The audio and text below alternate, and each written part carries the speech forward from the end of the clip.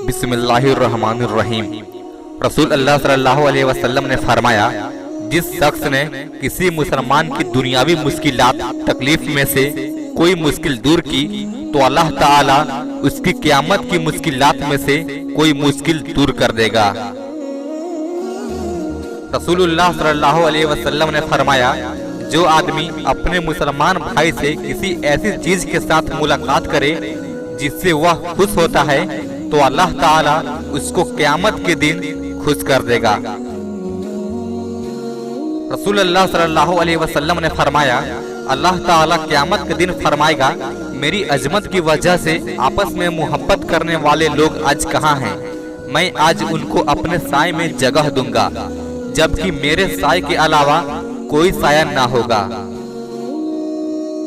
रसूलुल्लाह सल्लल्लाहु अलैहि वसल्लम ने फरमाया, इब्ने आदम को दुनिया में सिर्फ 4 चीजों की अलावा किसी की जरूरत नहीं। नंबर 1 घर, जिसमें वह रहता है। नंबर 2 कपड़ा, जिससे वह स्तर छुपाता है।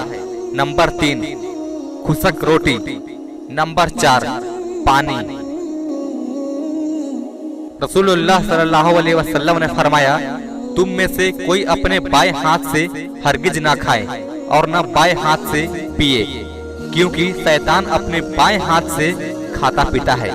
अल्लाह पाक हम लोगों को नेक अमल करने की तौफीक अता फरमाए। आमीन।